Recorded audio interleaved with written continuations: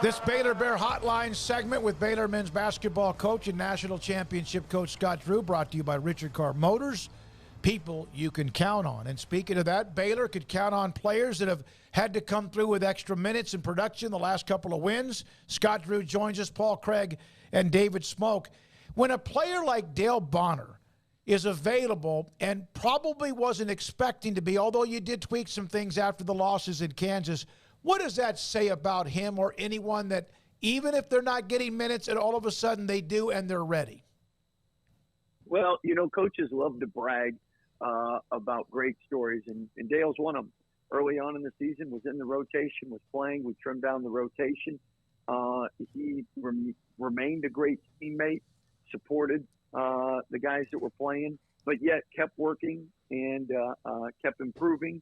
And when his number got called, he was ready and did a great job. And it's so easy to, as a teammate, to cheer for someone like that. As a coach, it's so easy to be happy for someone like that because they were ready and they took advantage of the situation. But most of all, when they weren't playing, they were a great teammate and stayed ready. And so often in sports, you get people that because of themselves or people get in their ear, you should be playing, you should be doing that. They become disgruntled. They're not a great teammate. Then they're not ready when they're called upon. And it's a great success story, and Dale deserves all the credit. How much does it help when a guy like Dale gets in and his baskets in against Texas in his moments were just so huge, not only for extending your lead, but for the momentum of the crowd and that for confidence just shooting right into his veins? Well, I think we all know how important it is playing in front of a home crowd, especially in the Big 12 best. I saw this, like 75% of the arenas or 75% capacity for Big 12 arenas this season. And if you take out non-conference games, I bet it's like 95%.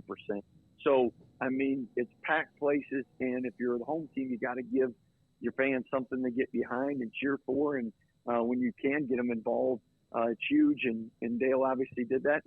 And again, players feed off of their teammates. And because Dale was such a great teammate and people like and respect him so much, when he did well, I'm sure he could feel the genuine love everyone had for him and the support everyone had for him.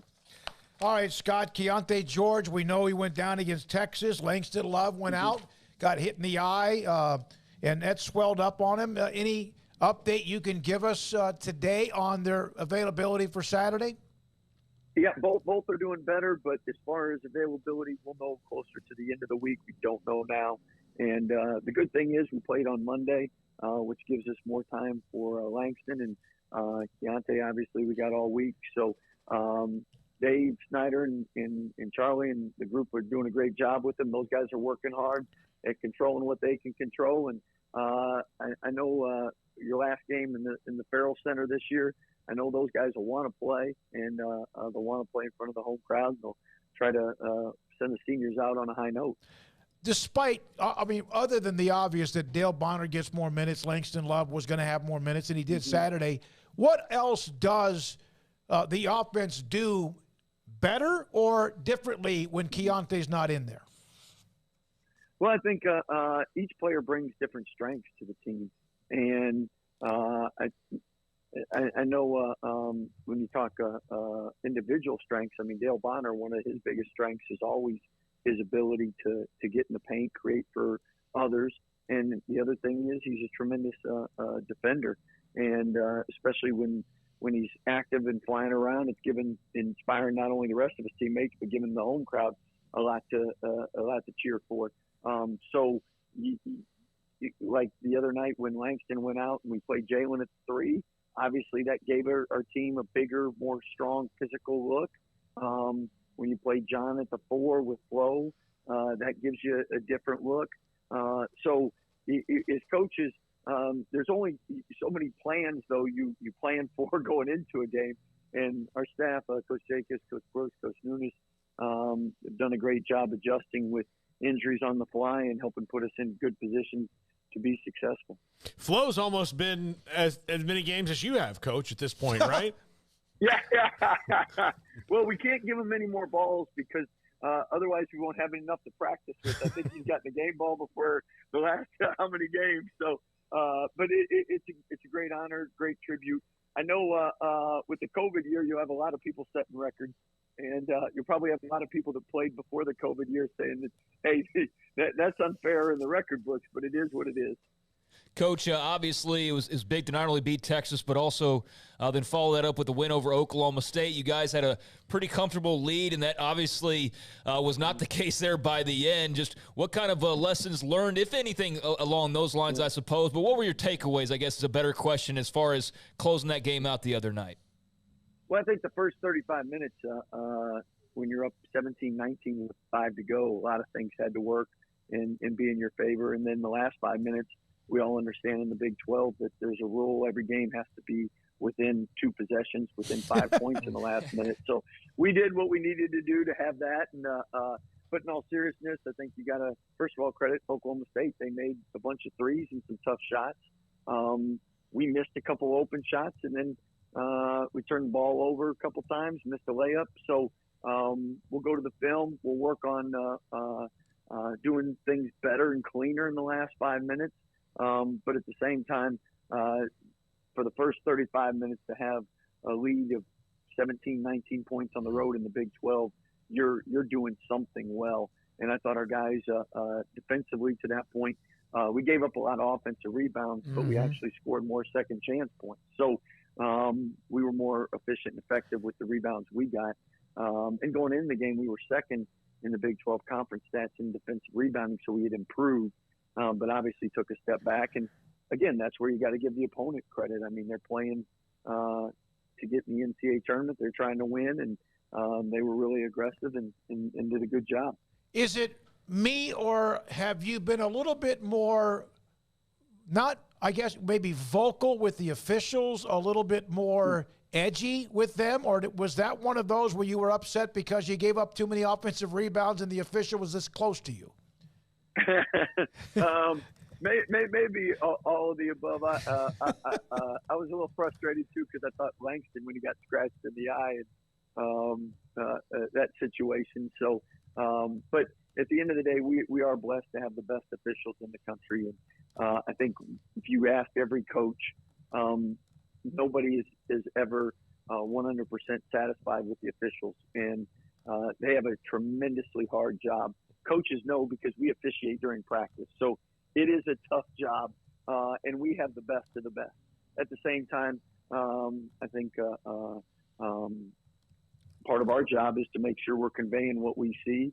And normally Big 12 officials do a great job of allowing us to do that. And again, you look at the Final Four this year. The last year, 8 of the 11 officials were Big 12. 2 years ago, 8-11 were Big 12. So we do get the best of the best.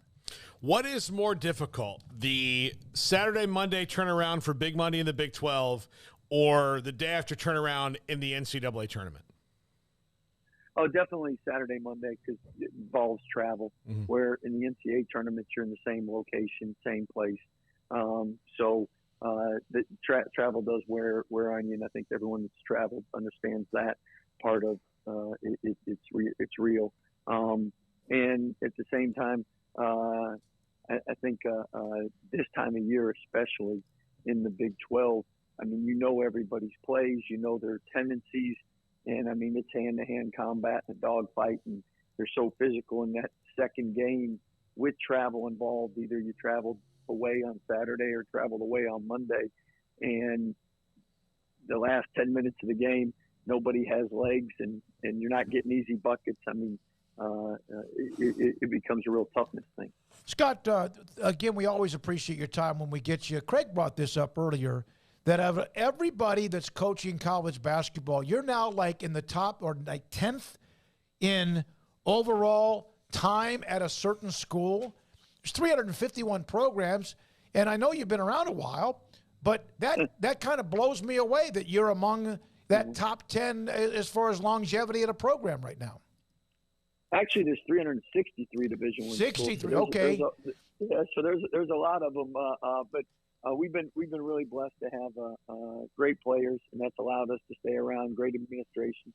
I had great assistant coaches that have made us better. And any award any of us ever get, their team awards, it takes everybody. And that goes into media coverage, fan support. I mean, everything is important, and everything leads to winning. So anytime someone gets recognized, it's because everybody and what they're all contributing. And I remember our first big excursion, me and you, Smoke, when you're barbecuing outside in the parking lot by yourself, me and you out there, right? Nowadays, there's a little more people at those games. Yeah, that was a college game day the next day. You brought us some of those chicken jalapenos from George's. It was fantastic. Here comes Coach Drew in a golf cart. Paul, you were there. Hey, earlier this week, you were honored with the Coach Wooden Keys to Life Award. What does that mean to you? It's a great team award, and again, doesn't get accomplished without everybody's involvement. And anytime you're associated with Coach Wooden on anything, it means a lot more than X's and O's and championships. It means character, integrity, the way you live your life, and that's one of the highest honors you can have, because he's so well thought of for all the right reasons. You know what? I have to ask you about Nikki Collin. They've had an up and down, of course, at times with players who are eligible or injured, whatever. What do you think that meant to the program with the win they had on Monday night at Texas? I think, first of all, Nikki is tremendous. Like, her and her staff are unbelievable to work with. Everybody loves them. They're doing a great job. Coaches, just like you, if you're right now, if the satellite reception goes out and no one hears you, you're only as good as everything that surrounds you and working together. Coaches are only as good as our players, and you have injuries some year, you have illnesses, you just have bad luck. I know she's put together a really good roster, and when they all get around to playing and being able to go, it allows her to do a lot more things as a coach. But to go on the road and beat Texas on a Monday after Texas had beaten us here, that says a lot about her, and she's gonna be tremendously successful at Baylor. And anyone that's got a chance to spend any time with her, I know how much they think of her and like her, and she's a great ambassador for Waco and Baylor and the community. I got to ask you about Paul Mills, too, at Oral Roberts. Scott, he is 18-0 in the league. I don't care what league you are in. To not have one night once you get into the conference where it's not going your way is unbelievable. And I think no matter what happens in their conference tournament, that you got to put Oral Roberts in this thing. Well, Coach Mills, Coach Patterson, those guys have done a great job. And you can go back and look at who's been undefeated in their conference in the last 10 years, and I bet you it's only within 5 maybe schools. So to be able to do that, especially today's with the parity and all the things that go into going undefeated, so huge accomplishment for them. They've had a great year. Coach McCaslin's had a great year at North Texas. Coach Tangs obviously should be National Coach of the Year. So those guys have all done really well. Coach Driscoll, they were really hot, won 6-8, and then they lost in the conference championship. So really proud and excited for all those guys' success. I got to ask you this, if you don't mind. Is there a breather now that you're about, even though there's the tournament in Kansas City, how many games you play, and then there's the 6 you hope to play in the NCAA. Is there kind of a deep breath after you get through Saturday with Iowa State that the regular season Big 12 tournaments, our schedule is over? Actually, there is. It's probably 24 hours, and then after that, you start worrying about Sunday. You're breaking down film because you play an early game, so 1 o'clock. Normally, by Saturday afternoon or evening, you're breaking everything down. I think this Saturday I won't do any film, and then on Sunday we'll know who we're playing and start breaking it down. So within how many hours ever that is, that's the break that I will have. Yeah. Coach, I know you've already got a lot on your mind, a lot on your plate, but have you given any type of thought to the fact this will be the last regular season finale at the Ferrell Center for the program? No, I haven't, but thank you. I will add that to the list. So, and I tell you, the fans, we've had tremendous support in conference. It's gotten better and better every game, and I know Aaron Bean, Michaela, and Noah have done great with the fan engagement, and I mean that Texas environment was rocking, and hopefully I know it's an early game, 11 o'clock, on Saturday. But hopefully we can send the seniors out the right way, and hopefully we can finish on a high note and a bang, because the students section's been tremendous, and the whole Ferrell Center has really given us a great home court advantage. So thank everyone that's helped us. Scott, thank you. We'll see you Saturday. Scott Drew, Baylor's national championship head basketball coach, with us on 365 Sports. I know that's a random question, but do you guys even think